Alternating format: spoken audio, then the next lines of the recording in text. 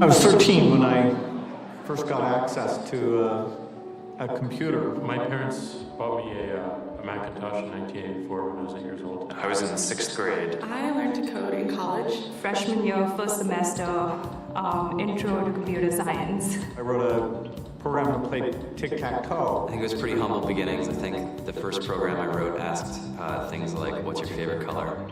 Or how old are you? I first learned how to make a green circle and a red square appear on the screen. The first time I actually had somebody come up and say, hello world, I made a computer do that. It was just astonishing. Learning how to program didn't start off as wanting to learn all of computer science or trying to master this discipline or anything like that. It just started off because I wanted to do this one simple thing. I wanted to make something that was fun for myself and my sisters. And I wrote this little program and then basically just add a little bit to it. And then when I needed to learn something new, I looked it up either in a book or on the internet and then added a little bit to it. It's really not unlike kind of playing an instrument or something, or playing a sport. It starts out being very intimidating, but you kind of get the hang of it over time. Coding is something that can be learned, and I know it can be intimidating. A lot of things are intimidating, but what isn't? A lot of the coding that people do is actually fairly simple. It's more about the process of breaking down problems than sort of coming up with complicated algorithms as people traditionally think about it. You don't have to be a genius to know how to code. You need to be determined. Addition, subtraction, that's about it. You should probably know your multiplication tables. You don't have to be a genius to code. Do you have to be a genius to read? Even if you want to become a race car driver or play baseball or build a house, all of these things have been turned upside down by software. What it is computers are everywhere. You want to work in agriculture? Do you want to work in entertainment? Do you want to work in manufacturing? It's just all over.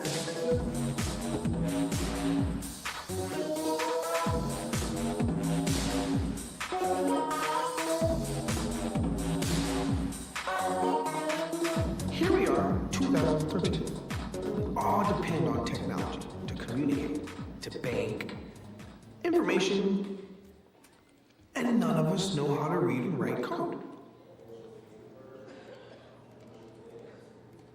When I was in school, I was in this after-school group called the Whiz Kids, and when people found out, they laughed at me and all these things. And I'm like, man, I don't care. I think it's cool, and I'm learning a lot, and some of my friends have jobs. Our policy is literally to hire as many talented engineers as we can find. The whole limit of the system is just that there just aren't enough people who are trained and have these skills today. To get the very best people, we try to make the office as awesome as possible.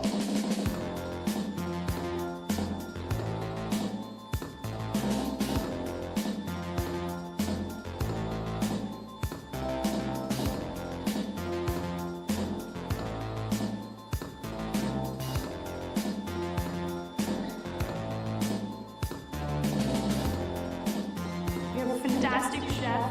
Free food, Breakfast, lunch, and dinner. free laundry. Snacks, even places to play, and video games and scooters. There's all these kind of interesting things around the office, and places where people can play or relax, or go to think, or play music, or be creative. Whether you're trying to make a lot of money or whether you just want to change the world, computer programming is an incredibly empowering skill to learn. I think if someone had told me that software is really about humanity, that it's really about helping people by using computer technology, it would have changed my outlook a lot earlier. To be able to actually come up with an idea and then see it in your hands and then be able to press a button and have it be in millions of people's hands. I think we're the first generation in the world that's really ever had that kind of experience. Just to think that you can start something in your college dorm room and you can have a set of people who haven't built a big company before come together and build something that 1 billion people use as part of their daily lives is just crazy to think about, right? It's humbling and it's amazing. The programmers of tomorrow are the wizards of the future. You're going to look like you have magic powers compared to everybody else. I think it's amazing. I think it's the closest thing we have to a superpower.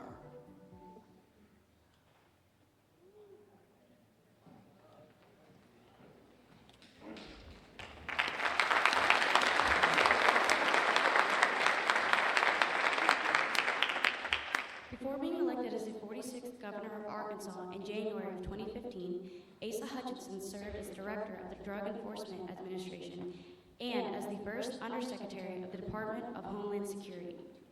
He was also appointed as a U.S. Attorney and spent 3 terms in Congress representing Arkansas's 3rd Congressional District. Governor Hutchinson has made computer science a top priority for his administration. During his first year as governor, Asa Hutchinson signed legislation making Arkansas the first state to require all public high schools to offer computer science education.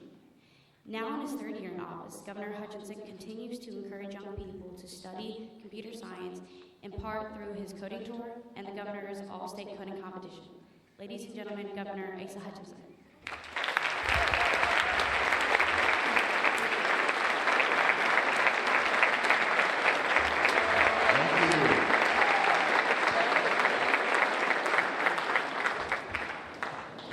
Thank you, students, faculty. It's great to be at Mountain Home, home of the Bombers and the Mountain Home Bomb Squad. Proud of the work that you do, and I wanted to come here in my 4th annual. And so I was yesterday in Russellville area, but I want to make sure I came up to Mountain Home because looking at the numbers of your students that are taking computer science, hats off to you and your team and your teachers and your administration because Mountain Home is really, really doing well. Now, having said that, we need to expand it a little bit more. I'm glad they started off with this video, Code.org video. And by the way, Code.org and Wired Magazine out of New York, Microsoft, all of the national technology companies and publications recognize Arkansas as leading the nation in computer science education. Let's give Arkansas a big round of applause.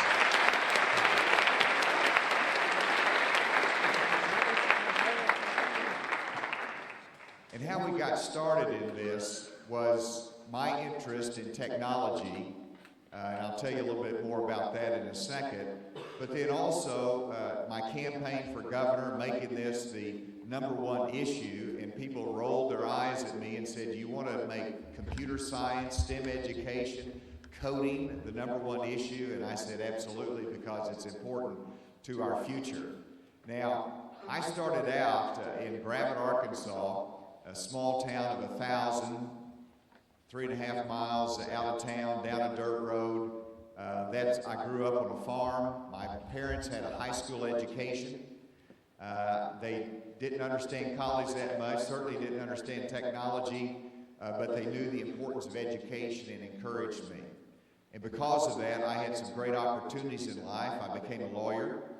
I raised my family here in Arkansas, and through my interest in politics, I got elected to Congress.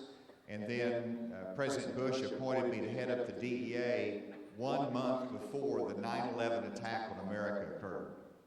And so then he asked me to go over and help protect America from terrorists. I was the Undersecretary at the Department of Homeland Security in the George W. Bush administration. Now that's where I came face to face with the necessity of technology, of data, and the importance of that in protecting our country and in our everyday life. And then you think about fighting terrorism, you think about Afghanistan, Iraq, our men and women in the military who do a terrific job, absolutely essential. Of course, they could not get their smart bombs to go where they should go without software, about some techie behind the scenes doing the job that's needed. But whenever I met with President Bush in the Situation Room in the White House, and he looked at me and he said, Asa, how are we going to protect America from terrorists? I was just a little bit overwhelmed thinking about my responsibility growing up on a farm and the responsibility that we had to protect America. And what the key was is information that we receive as a nation and the analyzing of that information, data analytics, and that's done through coding and software. For example, we have, for every shipment that comes in the United States, or every person comes in the United States, we get information on who they are, where they're going, what's their flight, or if it's a shipment, you know, who's the shipper, where's it going, what's the history of that shipper. We analyze all that data and we determine who might be a risk to our nation. And so it's not just the soldier in the field, but it's that person behind the computer, that analytics that helps us protect America.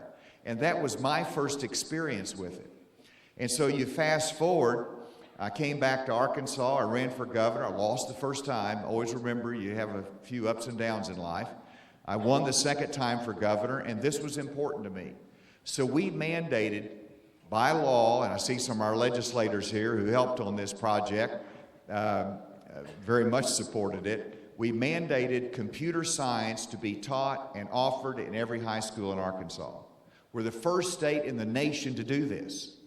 And so whether it's Yellville or Mountain Home, Little Rock or Fayetteville, every school has to offer computer science, coding. Now, guess what we didn't mandate? And this was intentional. We did not mandate that every student take it, because we recognize that you have different choices, you have different options in life, but that's the reason I'm encouraging you. I want you to look at it. I'm a lawyer, but at the same time, data analytics, coding is so important in technology to the legal profession and what you do. If you're in the medical profession, it's all about patient records and how you analyze that and utilization of technology. If you're a farmer, you know, the farmers determine how much water goes in their crops by software. If you are a video programmer, it's software. If you want to say, I just want to go work in a factory and be a blue-collar worker, that is terrific. But let me tell you, as soon as you go in there, you're going to see the robots. And if you want to make a living in the future, no matter what field you go in, an experience in computer science and coding helps you in whatever path in life you take. Yesterday, I went, because we have not just in high school, now we have computer science standards in K through 8, the lower grades. And so yesterday, I saw kindergarten students and third grade students talking to me about the language of the computer and about programming. These are the people you'll be competing with in the workforce. And you've got to make sure you're ready for that. Now, you know, it's not just about security and those kind of things. I'll tell you a quick story because it involves my family. I like telling stories. I've got 4 children. I've got 6 grandchildren. And my children are all grown. And my daughter, though, it's my only daughter, Sarah. She lives in Little Rock. And we went on a road trip together.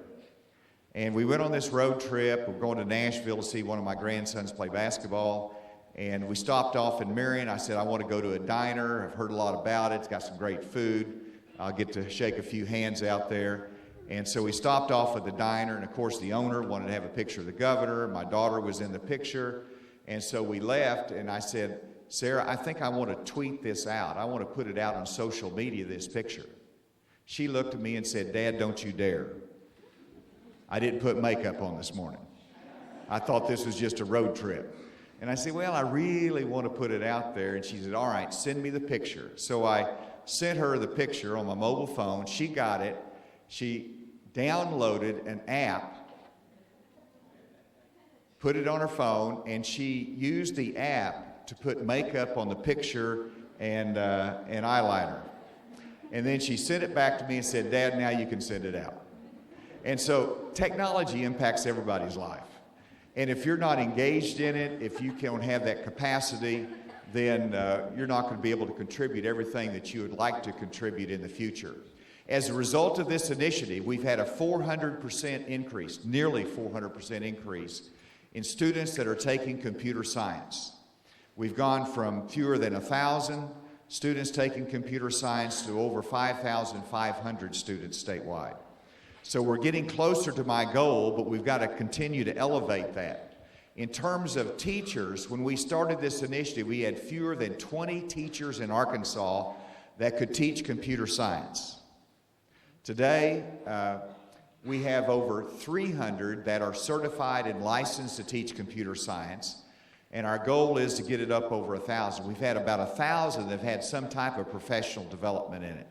And I want to applaud the teachers here at Mountain Home High School that took the extra step and got their credentials and got what you needed to teach computer science. So would you give your teachers here that teach computer science a round of applause?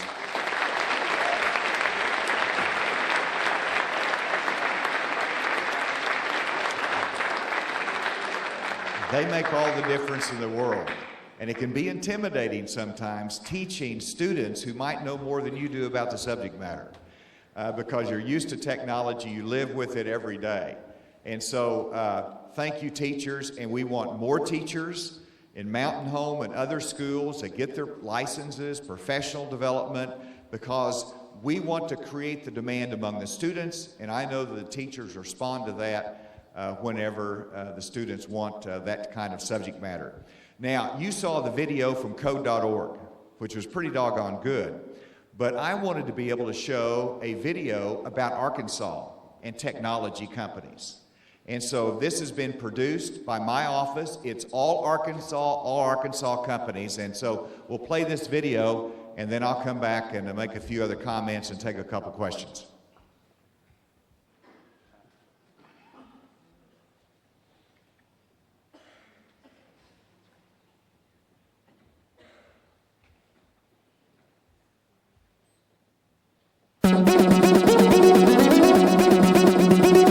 Coding is what makes all the gadgets and the apps that we use work. Webster defines it as a set of instructions for a computer, but I see it more as a universal language to communicate a task to a computer to process that. Coding is using logic to create solutions, and these solutions can be for everyday life or just for fun in general. Coding is the language, I believe, of the 21st century workforce. Just like we teach Spanish and French, it's how you speak to computers. One of the things that maybe people aren't aware of is that software is impacting everything in our lives. Because nowadays it's all about technology. You cannot get away without it. At some point, that's going to break. And so you'll always know that there's going to be problems to solve, and there's always going to be something new coming down the pipe. People hear that I'm a computer programmer, their eyes either light up or they feel intimidated. And at the end of the day, it's really just like mathematics, just a few additions, multiplications, and subtractions. The biggest opportunity for students today is in computer science, programming, anything to do with IT and computers. We think that knowing to code is going to be elementary, it's going to be a baseline for a lot of the future jobs that are going to be created. Knowing how to code is really one small sliver of my job. The actual typing of the keyboard does not really impact my job as much as the ability to problem solve. And if you're a problem solver and want to, make things work or make them work better, that's what programming is ultimately about. It lets people learn how to take really big, complex problems and break them down into smaller, more manageable problems. So for you to be successful in the future, I think it's really, really important that people become literate and understand how it's constructed and how to utilize it to better improve, how business delivers the services. What's cool about coding jobs is people from every background can come together and share their ideas, and they're important. There's a lot of camaraderie, so you're usually working with a couple of people to bring something to life. And then the great thing about that is that when you do bring it to life, it actually gets put into production. My job allows me to work from home whenever I want. I can work from any city I want, really, as long as I've told people where I'm going to be. We've got people who enjoy coming to the office every day, and that's what they choose. We have some people who I'm not even sure where they are. They've gone on walkabout or nomadic, and every time I hear about where this person's at, they're in a different city, and they're able to do their job from Matova literally from anywhere. No one ever told me that would be a possibility when I was younger, and now I get to travel and work wherever I want.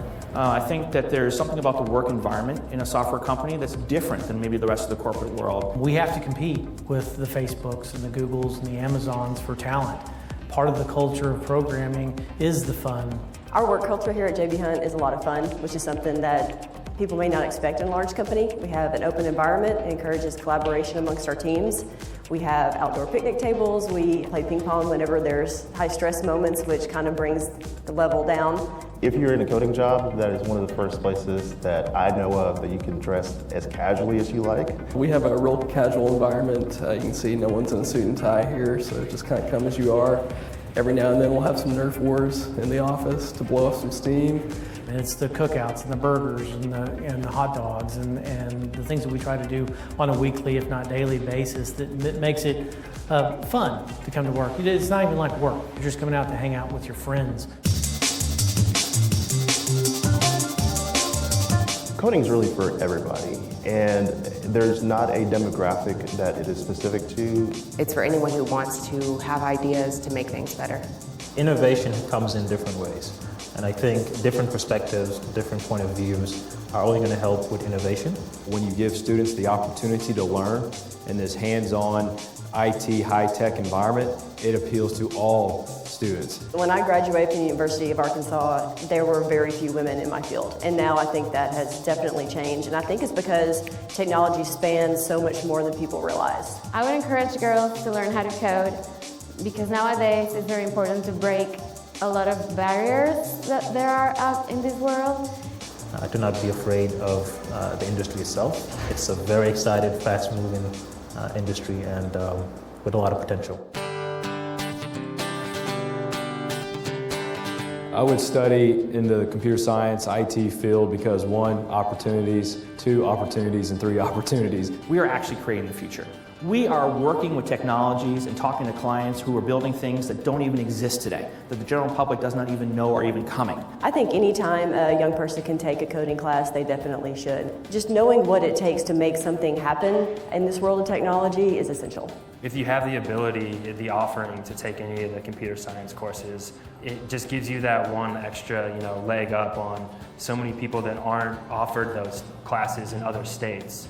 I mean, I would tell them just to explore the options that are out there. Do research on companies that you've heard of before. If they have a creative mind, if they're a techie, if they like technology, there's no reason not to just try it. There's over 360,000 jobs available today, and that's expected to be over 1 million in the next couple of years and 2 million by 2020.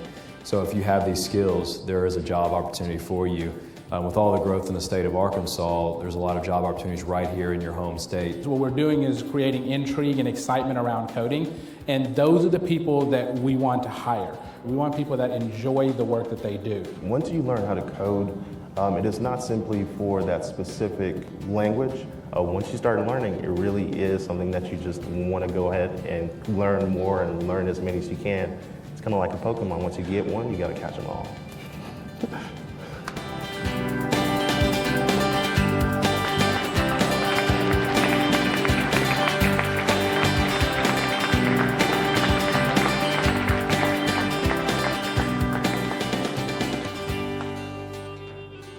That's all Arkansas right there. So you started out with a video from Code.org, which was really about Silicon Valley. And I want you to know I went to that foreign country in San Jose, and I went out there to tell them about my what we're doing in Arkansas in computer science. We wanted to have some of those companies come here.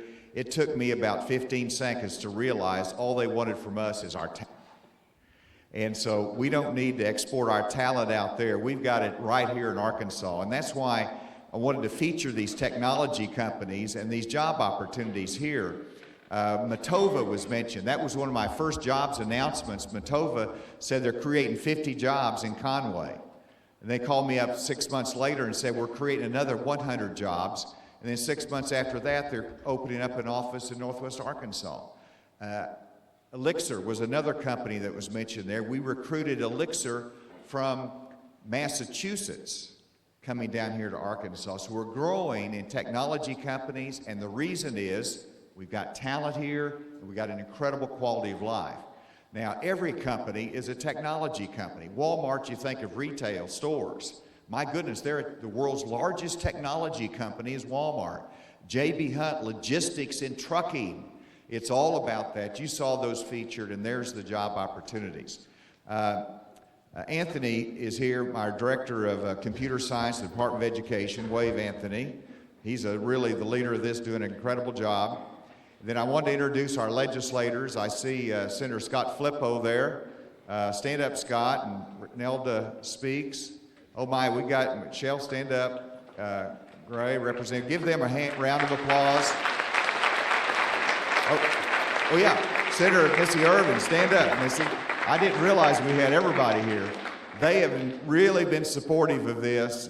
They've promoted it in their schools and done an incredible job, and thank you for your leadership and partnership in this. So that concludes what I want to tell you today. I just encourage you, students. I hope you will consider this. No hard feelings if you don't. But I hope you do, and I think it'll add to your future and the opportunities as you get out in life. And I'll guarantee you one thing today. If you do this, you're going to have a job that you're going to be able to make a good living for you and your family and enjoy life. So with that, thank you very much for allowing me to be here today.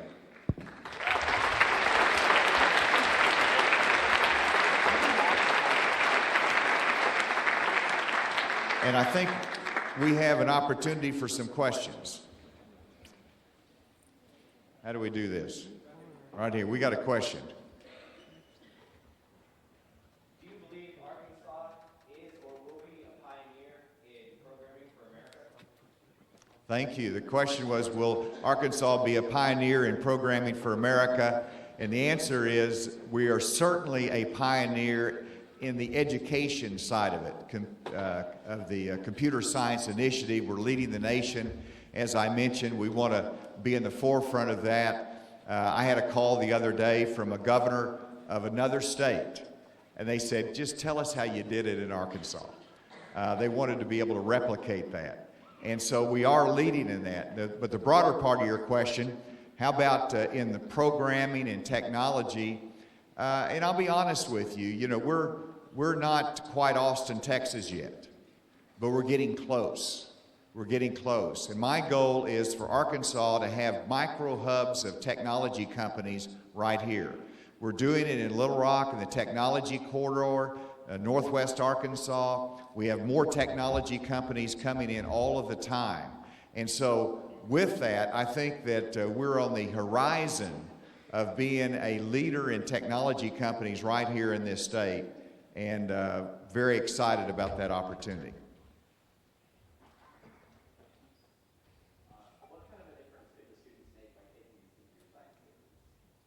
All right, thank you. What kind of difference can students make? One, you make a difference for Arkansas. I mean, my goal is to have 20% of our high school students have an experience with computer science while they're in high school. That means that we graduate about 6,000 a year coming out of high school with some knowledge of computer programming. That changes the future of this state.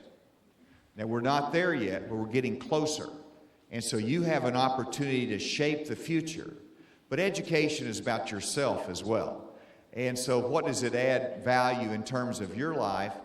I talked to one young lady, and she was taking computer programming. I said, why are you taking this? Do you want to go into computer science? She said, no, I want to be a hairdresser. And I said, well, why are you taking it? She said, well, I'll be able to develop my own website.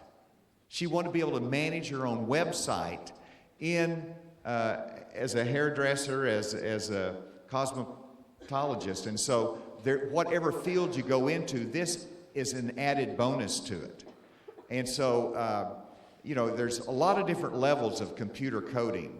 There's the blue-collar level. It's sort of like, you make a great living. The average pay is about $60,000 a year if you're a coder.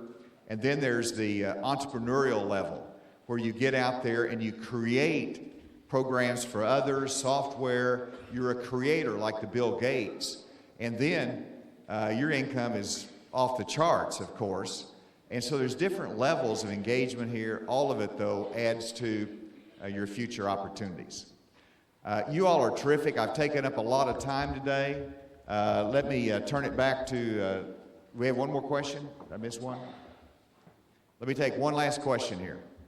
Seeing as you previously mentioned that Arkansas is the first in the nation to initiate this required computer science academic, how have you seen the remainder of the country respond to such a legislation?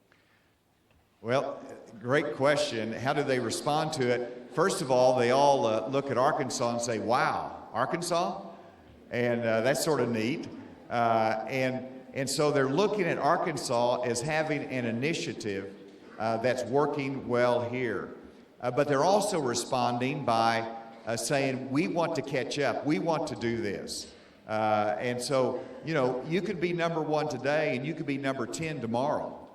And so this is something we want to stay ahead of the curve on, continue to develop it. Again, we have to have teachers that will engage in this, feel comfortable with it, students that do it, and then we will stay number 1 and be really a model for the country. I want to take that, though, and say we've got the education program, and we're following it up with the technology development, the development of tech companies that come here to Arkansas and stay here. That's where we'll have success and be a model, I think, for many states to follow. So it's exciting for me as governor. You all are terrific to give me this time today, and we have something right here. Can you tell us what our local school board can do in school trouble? Wow, I like that. We got school board members here, right? And I tell you, I'm impressed. I know we got the mayor, the judge here, and a lot of local leaders as well. What you can do, and State Board of Education I see here. What is important is that you hold your school accountable. And so I want the school boards to monitor it. Say, how many students do we have? Do we have the programs in place? You know, how many we're going to have next year? Measure next year with this year. And that encourages the superintendent saying, this is important for the school board. They're going to pay more attention. They're already doing a great job, but that's what I need. And Mountain Home's really doing it all. But quite frankly, there's some school districts that are as large as Mountain Home that have very few students, or they might not have any teacher, and that's a failure of leadership many times. And so I want those school boards asking those questions and monitoring the growth of that computer science initiative in the school. You all are doing incredible. You don't need much, but thanks for paying attention and being here. Thank you all very much.